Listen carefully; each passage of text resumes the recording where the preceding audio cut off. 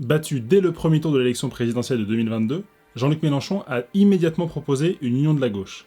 Et quelques semaines après, il a réussi à signer un accord historique avec des partis comme le Parti Socialiste, Europe Écologie Les Verts, le Parti Communiste, en créant une nouvelle union de la gauche. Comment il a fait pour réussir à réunir tous ces partis qui étaient jusqu'à-là concurrents, voire ennemis ? Des négociations dont on parle en ce moment. Les négociations sont en cours pour les législatives de juin prochain. Jean-Luc Mélenchon rejoint les ultimes négociations entre socialistes et insoumis. Et oui, Jean-Luc Mélenchon et son parti de la France Insoumise a réussi à démontrer des excellentes capacités de négociation en réussissant à signer cet accord historique. Si ces négociations ont été un succès, ça tient selon moi à 5 points forts de Jean-Luc Mélenchon qu'on va détailler ensemble dans cette vidéo. Tout d'abord, l'audace, l'ambition. Suite à sa défaite au premier tour, il aurait pu arrêter sa carrière politique comme d'autres l'ont fait avant lui. J'assume pleinement la responsabilité de cet échec et j'en tire les conclusions en me retirant de la vie politique. Mais non, au contraire, directement, il reprend le combat. Voici les premiers mots qu'il a partagés le 10 avril suite à sa défaite au premier tour. Une nouvelle page du combat s'ouvre. Vous l'aborderez, nous l'aborderons dans la fierté du travail accompli. Cette force immense que nous avons construite de nos mains. Jean-Luc Mélenchon ne s'est pas laissé démonter par sa 3e place lors du premier tour de l'élection présidentielle. Au contraire, il y voit une opportunité. Une opportunité d'être la première figure de gauche et donc de rassembler la gauche autour de son projet, du projet de la France Insoumise, afin d'obtenir une majorité lors des législatives et donc à l'Assemblée nationale. Ce qu'il souhaite, lui, c'est pouvoir gouverner en tant que Premier ministre, et pour y arriver, il sait qu'il doit trouver un accord avec les forces de gauche en place. Et quand on connaît l'historique à gauche, l'historique des combats entre les différents partis, c'est extrêmement audacieux de sa part de vouloir rassembler tous ces différents partis autour de sa cause. Et c'est un sujet qui lui tient à cœur depuis très longtemps, et ce qui est drôle, c'est que Jean-Luc Mélenchon avait déjà vécu, il y a plusieurs années en arrière, des défaites suite à la division de la gauche. Et il prônait déjà à l'époque, en 1992, une union de la gauche. Voilà, on est battu par nous-mêmes, par la division, qu'est-ce que vous voulez ? Tu as perdu de 73 voix normalement. 73 voix, vous vous rendez compte ? Si maintenant, la mode, c'est de se maintenir dès qu'on a 10% des voix, quoi qu'il arrive, il n'y aura plus un seul élu de gauche dans ce pays. En négociation, je vous le dis toujours, l'audace est primordiale. Quelle que soit la négociation que vous allez faire, visez haut, soyez audacieux dans vos demandes, et si par exemple vous voulez une augmentation de salaire de 5%, demandez plutôt 15%, pour après potentiellement réussir à trouver un terrain d'entente autour de 8-9%. Deuxième point fort, une préparation en béton. Je vous l'ai toujours dit, pour augmenter les chances d'aboutir à un accord grâce à une négociation réussie, la préparation est clé. Et Jean-Luc Mélenchon, le moins qu'on puisse dire, c'est que c'est quelqu'un qui est préparé. Il est actif dans la vie politique depuis 1976, où il avait pris sa carte de membre au Parti Socialiste, et donc ça fait 46 ans qu'il est sur la scène politique française. Ça lui permet de connaître sur le bout des doigts tous les sujets, tout son programme, d'avoir en tête tous les détails de l'histoire politique française, et donc de très facilement pouvoir répondre à ses détracteurs ou désamorcer des contre-arguments qu'on peut lui amener. Jean-Luc Mélenchon, il incarne profondément les valeurs de gauche depuis plus de 40 ans. Il a commencé au Parti Socialiste, ensuite il a créé son propre mouvement. Qu'on soit d'accord avec lui ou non, il fait partie des hommes politiques brillants de nos dernières années. À 35 ans, il était sénateur, c'était un des plus jeunes sénateurs en France. Jean-Luc Mélenchon, 36 ans, le plus jeune sénateur de France, dirigeant des socialistes de l'Essonne. Et en 2022, c'était déjà sa 3e élection présidentielle. Il avait fait 11% en 2012 où il avait fini 4e, 19% en 2017 où il avait fini 4e également, et 22% en 2022 où là il finit 3e. Le 3e point fort de Jean-Luc Mélenchon, c'est son rapport de force favorable.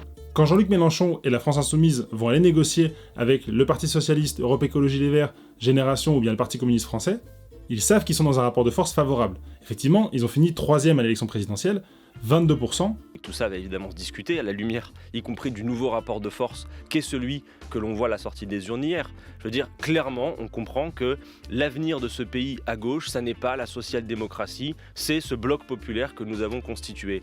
Comme c'est le 3e homme de la présidentielle, il sait surtout que ce qui lui a manqué pour passer au second tour de l'élection présidentielle, c'est quelques voix qui ont été données à d'autres partis de gauche, et donc du coup il peut très facilement aller voir ces partis en disant « Vous avez malheureusement fait perdre la gauche à l'élection présidentielle en décidant de ne pas se rassembler et de ne pas vous rallier à ma cause, faisons pas la même erreur pour la suite, et créons ensemble une union commune de la gauche. » Et indirectement, quand il va aller voir pour négocier, il leur dit aussi « Si vous y allez seul, vous allez faire encore 2% comme vous avez fait à la présidentielle. Avec nous, on peut gagner. » Concrètement, en termes de partage des circonscriptions, la part du lion revient à la France Insoumise, qui présentera 326 candidats, loin devant Europe Écologie Les Verts, le Parti Socialiste et les communistes. Quand on a un rapport de force favorable en négociation, on peut beaucoup plus facilement proposer nos conditions. Si vous cherchez à acheter un appartement et que vous voyez un bien qui est en vente depuis 2 ans et que vous êtes le seul acheteur intéressé, vous pouvez sans problème proposer un prix qui soit 30% en dessous du prix affiché. Vous êtes le seul acheteur potentiel, donc vous avez le rapport de force favorable, ce qui fait que vous avez peu de risques de faire une proposition très ambitieuse. Le 4e point fort, c'est l'objectif commun partagé. Ce qui permet à Jean-Luc Mélenchon de facilement négocier avec les forces de gauche, c'est de dire que tous ensemble, ils ont le même objectif. Leur objectif à eux, c'est d'empêcher Emmanuel Macron de continuer sa politique de droite et de continuer d'appliquer son programme que la gauche considère comme un programme de régression sociale. Et ça, qu'on soit d'Europe Écologie Les Verts, du Parti communiste, de la France Insoumise, on est d'accord avec le fait qu'il faut empêcher Emmanuel Macron de continuer à faire sa politique. Et donc, on est d'accord de passer au-dessus des divergences. Prouver que nous étions capables de passer au-dessus de ce qui ont fait pendant des décennies nos divergences. C'est ce qu'on appelle en négociation un objectif commun partagé, et c'est quelque chose qui sera primordial pour une négociation réussie. Je vous le rappelle, une négociation, c'est une discussion entre deux parties pour trouver une solution commune à un problème commun. Et pour trouver cette solution commune, c'est important d'avoir un objectif commun partagé. C'est un concept qui est défendu par Laurent Combalbert et Marwan Méry dans leur Bible de la négociation Négociator. Ce qui rend une négociation possible, même dans les cas les plus critiques, c'est un socle commun.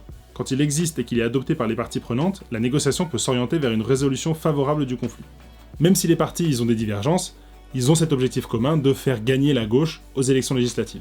Grâce à ça, quand ils ont discuté tous ensemble le programme de la nouvelle Union populaire écologique et sociale, sur les 650 mesures qui étaient en discussion, il n'y en a que 33 qui ont été sujets à des débats et des discussions poussées entre les partis.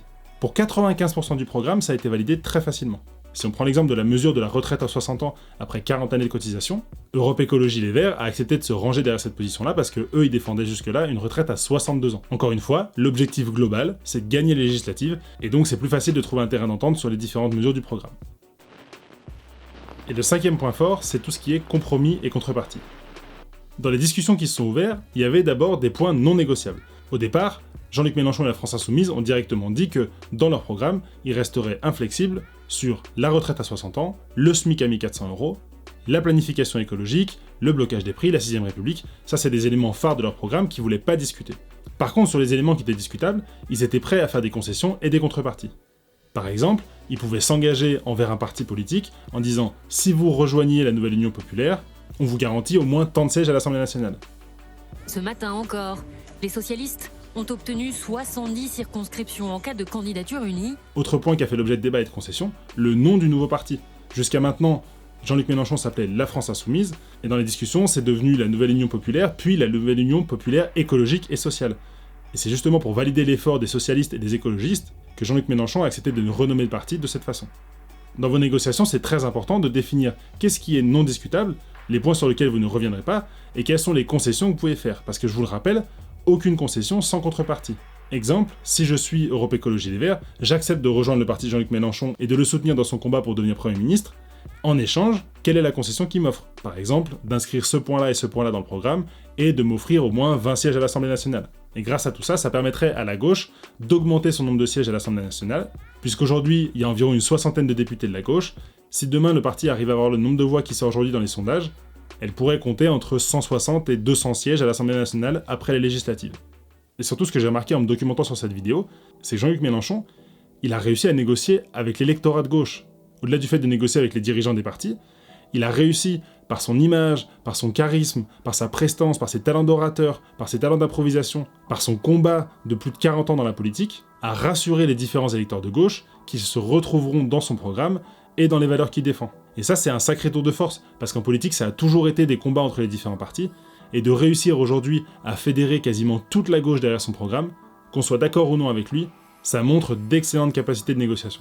Si demain vous êtes amené à faire des négociations, allez d'abord regarder cette vidéo qui vous rappellera les 9 règles d'or en négociation. Allez, on se voit là-bas au dimanche prochain, et d'ici là, négociez mieux et soyez audacieux. Ciao!